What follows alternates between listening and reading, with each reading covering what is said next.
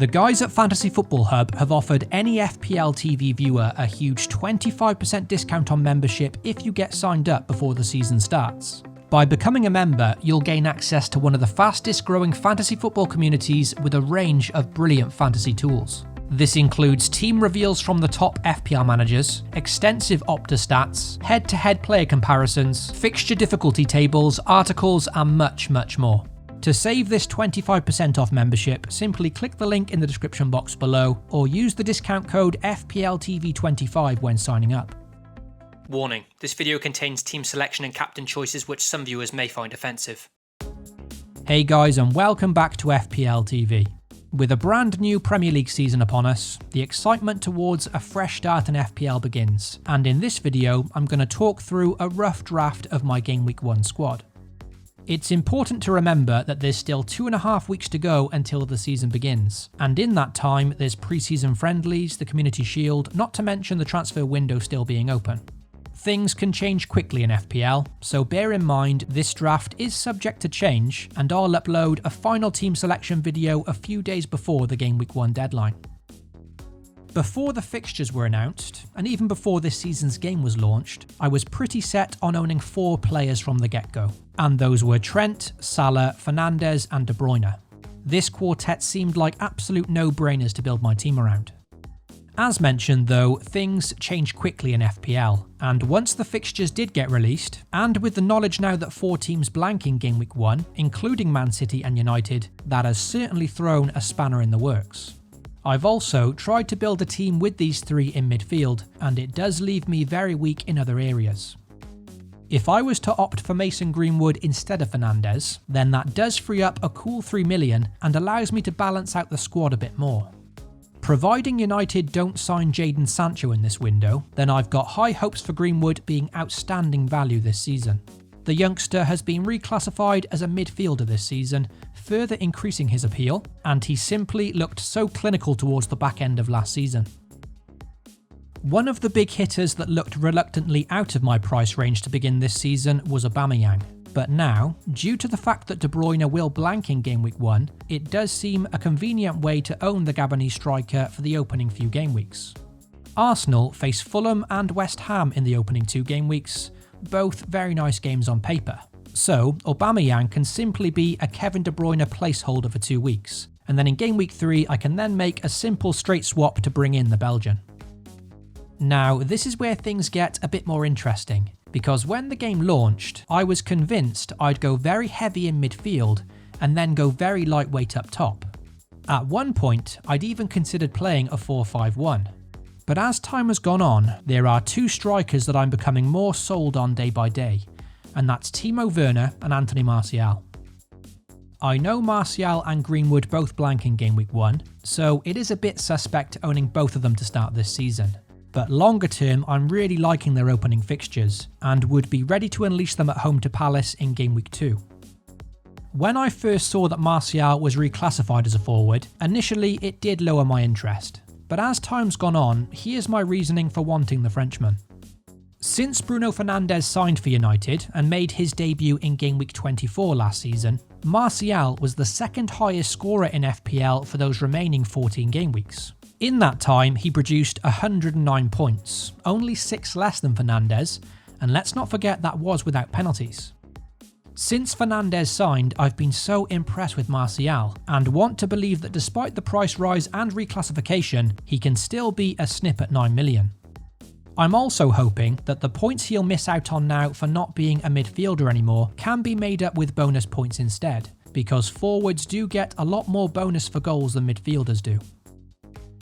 Whether I do start the season with both Martial and Werner is still up for debate. Especially with so many great options in midfield this season, can I really justify spending this much up front? But what I do like about owning these 2 is that if either one doesn't start the season well, then it's very easy to manoeuvre to other reliable strikers in their price range, notably Danny Ings or Raul Jimenez. Completing my current forward line and midfield for this draft are budget options Mitrovic, Saka and 4.5 enabler Stevens of Brighton, and apart from Game Week 1, Stevens will be a bench warmer at best. Mitrovic scored an impressive league-best 26 goals for Fulham last season, and he's proved he can do it in the Premier League as well, reaching double figures in the 18-19 season despite the Cottagers getting relegated. For just £6 million, I do think he offers very good value, and was pleasantly surprised to see him priced at 6, as I really thought he'd come in at £0.5 million more. Fulham have a decent run of games to open this season, and I remember Mitrovic 2 seasons back always having fairly impressive underlying stats, producing plenty of shots inside the box. Honestly, when the game launched a few weeks back, I didn't expect to be considering a 3-4-3 formation, but genuinely I'm liking the look of this front three. Like I said, it is subject to change, but that's where I'm at for now. As for Arsenal's Saka, there's a few 5.5 midfielders in my consideration, such as St Maximin at Newcastle and Stuart Armstrong at Southampton. But last season I was so impressed with this talented youngster, and providing Willian plays more centrally for Arsenal and therefore doesn't take Saka's place in the team, then I really like him as a budget enabler this season. Behind Aubameyang, he was arguably Arsenal's best player last year, so he may just make my Game Week 1 squad.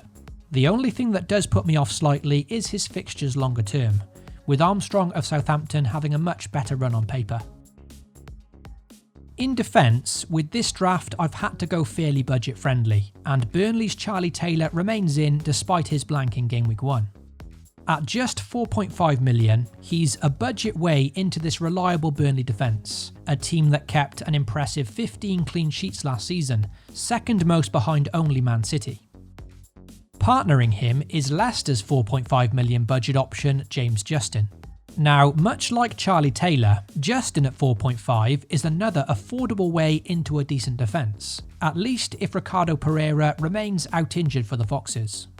Both Leicester and Burnley rotate home fixtures very nicely this season, so I like the idea of owning both and targeting those home fixtures.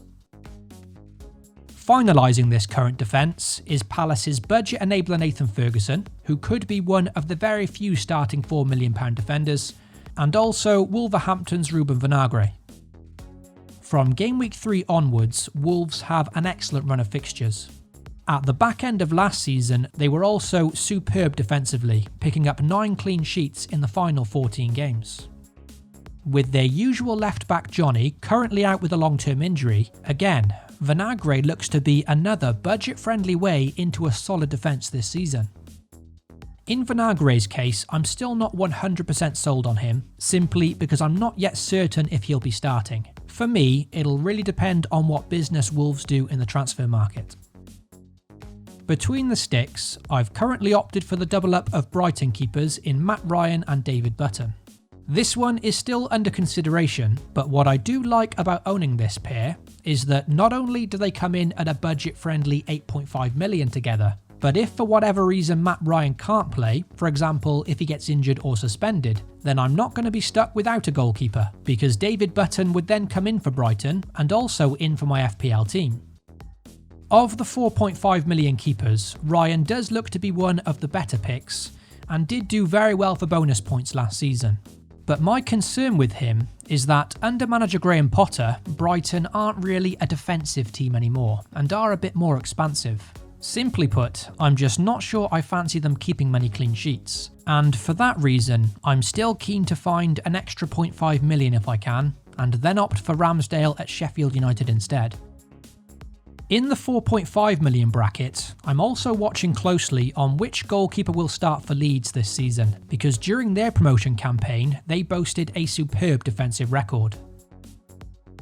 So with this current draft, let's see how the team could line up for Game Week 1. Also, if you're enjoying the video, be sure to drop a like and most importantly, get subscribed to FPL TV. You can also hit the notification bell so you always know when a new video goes live. For the opening weekend, I'm going to have to accept that because United, Burnley and Man City blank, the team isn't going to look the strongest in Game Week 1. Yes, I can field 11 players, but being forced to play Stevens of Brighton doesn't exactly fill me with much confidence.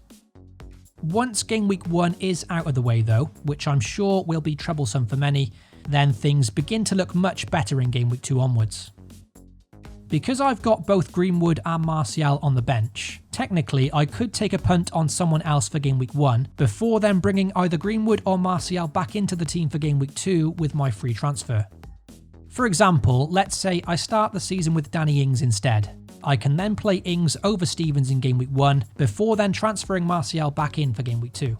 The other option, of course, is to save the free transfer and simply accept a likely 2-pointer from Stevens. For captaincy in the opening game week, it'll be between Aubameyang and Mo Salah, and because of how organised Leeds were last season, I think Arsenal-Fulham could be a much more open game. The last time Arsenal visited Craven Cottage, it ended up being a 5-1 goal fest, and so I'm hoping it could be another high-scoring game. As for players still under consideration, both Andy Robertson and Heung-min Son are two players who keep making their way in and out of my drafts so far. Tottenham have been gifted an extended run of good fixtures to begin this season, and with a price reduction to 9 million, I think Son is a very good value pick this year. Speaking of value, with Andy Robertson, at 7 million, to me that is still a bargain for what he offers. The left-back produced 181 points last season, and the season before a record 213 points, the most a defender has ever scored in FPL. When you look at all the midfield and forwards at 7 million this year, it's unlikely any of them will come anywhere near that kind of tally. And for that reason, despite him seeming like an expensive defender, my head is telling me Robertson is actually a no-brainer. If only I could fit him in. So hopefully that gives you an insight into my team and considerations to begin this season. Like I said, there's a long way to go yet, and I'll upload a final team video a few days before the game week deadline. As always, if you enjoyed this video, then please consider supporting my channel by getting subscribed. You can also hit the notification bell so you always know when a new video goes live. Thanks for watching, FPL responsibly, and I'll catch you all very soon.